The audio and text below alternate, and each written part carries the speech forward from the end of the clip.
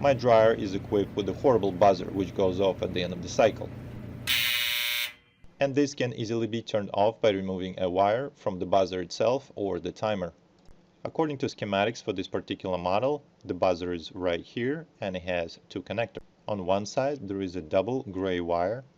GY stands for gray, it goes there and there, but I'm not going to touch it because on the other side there is a single pink wire, PK stands for pink, and it runs all the way to the timer motor. The pink wire is attached to the YL connector on the timer, and I can remove this wire from the timer or the buzzer, depending on whichever is easy to get to. But before I start touching any wires, it's very important to unplug the dryer from the wall. Keep in mind that dryers use 240 volts, which is twice as much as your typical fridge or a washer. And it will kill you if you touch the wrong wire. And if it's difficult to unplug it from the wall, as in my case, the next best thing is to turn it off from the main circuit breaker. Just open the door, find where it says dryer, and turn it off. Unfortunately, I don't have a lot of markings on my panel, and the dryer is not marked. But fortunately, there is a chart on the other side of the door, and it has better description. Here I have range, hot water, dryer. Here's the dryer. Under numbers 9 and 11, it's a double breaker at 30 amps each. So now I need to find numbers 9 and 11 and turn it off. But this panel doesn't have any numbers on it, so I need to count from the top, from left to right. 1, 2, 3, 4, 5, 6, 7, 8, 9, here's 9, 10, and 11, here's 11.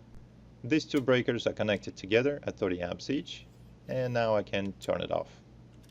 And just to make sure that I turned off the right breaker, I'll set the timer and press the start button.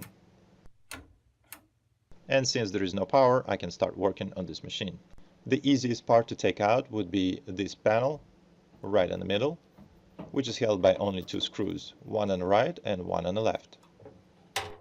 When the panel is down, I should be able to see the buzzer somewhere from here. And there it is. It's a pretty convenient location, and it has a double gray wire on the bottom and a pink wire on the top. And here's that pink wire on the schematics, which I can remove right from the buzzer and apply some electrical tape on top of it. The wire is off, and I just need to put some electrical tape on the metal end of the wire. I put the camera on the top of the buzzer so you can kind of see what I'm doing here.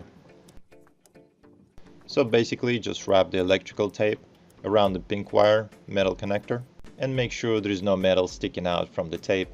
Otherwise it may cause an electrical short or some other electrical problem.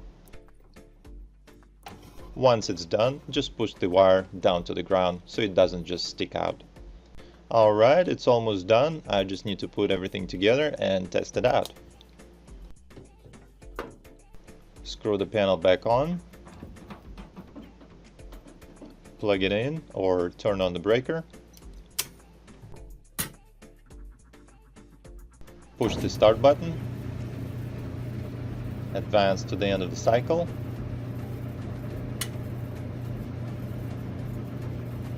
and there is no buzzer. So if you found this video helpful, please share with your friends, subscribe, and also hit the like button. Thank you.